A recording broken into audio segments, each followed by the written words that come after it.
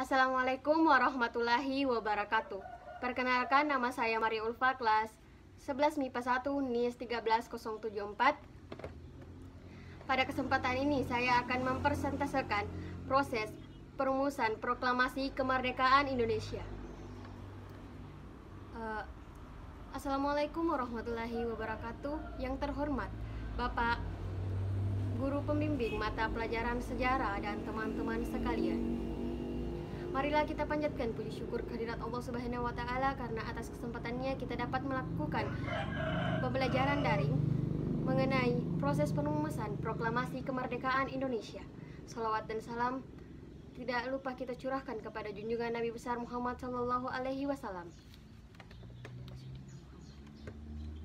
Untuk mengefisienkan waktu, langsung saja saya akan membacakan atau membawakan materi proses perumusan proklamasi kemerdekaan Indonesia.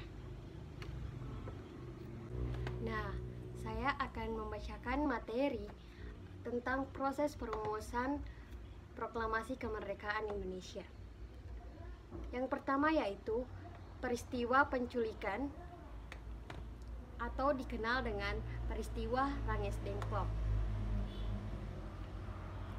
Peristiwa Ranges Dengklok yaitu diakibatkan oleh adanya perbedaan pendapat antara golongan muda dan golongan tua, di mana golongan muda ingin mempercepat kemerdekaan tanpa ada gangguan dari pihak Jepang, sedangkan golongan tua menolak akan hal itu karena mereka merupakan anggota PPKI dan Insinyur Soekarno merupakan ketua PPKI, maka mereka harus melakukan hak demokratis mereka dan melaksanakan tanggung jawab mereka sebagai ketua PPKI. Nah, yang kedua yaitu perumusan teks proklamasi. Ketika rombongan menuju kediaman Nishimura di Jakarta, Soekarno menyampaikan rencana rapat persiapan pelaksanaan proklamasi kemerdekaan Indonesia, namun Nishimura menolak memberi bantuan dengan alasan sudah mendapat perintah dari pihak serikat untuk tidak mengubah status dan keadaan di Indonesia. Dan jawaban tersebut, Soekarno mengambil kesimpulan bahwa tidak mungkin lagi mengharap bantuan terhadap pihak Jepang. Nah, rombongan Soekarno kembali ke rumah Laksamana Maeda di Jalan Imam Bonjol nomor 1. Nah, di sana para tokoh nasionalis berkumpul di rumah Maeda untuk merumuskan teks proklamasi.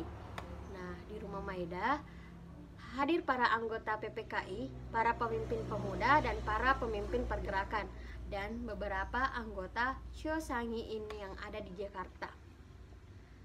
Di rumah Laksana Maeda itu dianggap aman dari kemungkinan gangguan yang sewenang-wenang dari anggota-anggota Angkatan Darat Jepang. Nah, setelah tiba di Jalan Imam Bonjol nomor 1, lalu Soekarno dan Muhammad Hatta diantarkan Laksamana Maeda menemui Gesekan Mayor Jenderal Hochi Yamamoto. Akan tetapi, Gesekan menolak menerima Soekarno-Hatta pada malam hari dengan ditemani oleh Maeda, Shigetada Nishijima dan Temegoro Yoshimi serta Miyoshi sebagai penterjemah. Mereka pergi menemui Somobucho Mayor Jenderal Jepang dengan maksud untuk menjajaki sikapnya terhadap pelaksanaan proklamasi kemerdekaan Indonesia. Nah, pada pertemuan ini tidak dicapai kata sepakat antara Soekarno Hatta di satu pihak dengan Nishimura di pihak lain. Pihak Soekarno-Hatta bertekad untuk melangsungkan rapat PPKI yang pada pagi hari tanggal 16 Agustus 1945. Di situ tidak jadi diadakan karena mereka dibawa ke Ranges Dengklok. Mereka menekankan kepada Nishimura bahwa Jenderal Besar Tochi telah menyerahkan pelaksanaan proklamasi kemerdekaan Indonesia kepada PPKI. Berdasarkan garis kebijakan itu, Nishimura melarang Soekarno-Hatta untuk mengadakan rapat PPKI dalam rangka pelaksanaan kemerdekaan Indonesia. Sampailah Soekarno pada kesimpulan bahwa tidak ada gunanya lagi untuk membicarakan kemerdekaan Indonesia dengan pihak Jepang. Mereka hanya berharap pihak Jepang supaya tidak menghalangi pelaksanaan proklamasi oleh rakyat Indonesia sendiri. Nah, setelah pertemuan itu, Soekarno-Hatta kembali ke rumah Maeda. Setelah berbicara sebentar, Soekarno dan Muhammad Hatta serta Ahmad Subarjo Laksamana Maeda meminta diri untuk beristirahat dan mempersilahkan para pemimpin Indonesia berunding sampai puas di rumahnya.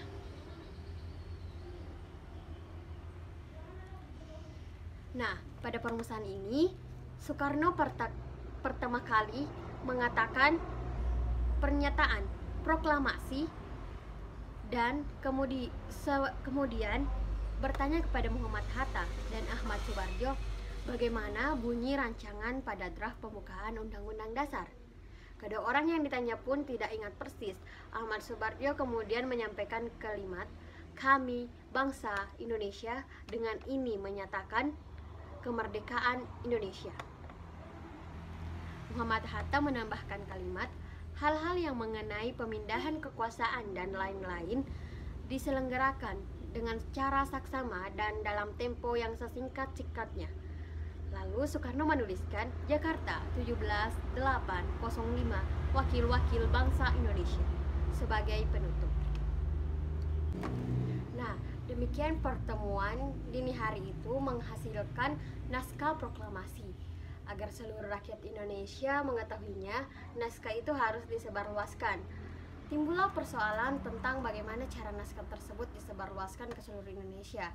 Soekarno mengusulkan agar naskah tersebut dibacakan di lapangan Ikada yang telah dipersiapkan bagi berkumpulnya masyarakat Jakarta.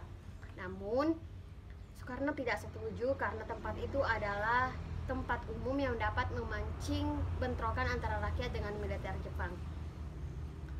Beliau sendiri mengusulkan proklamasi dilakukan di rumahnya di Jalan Pegangsaan Timur nomor 56.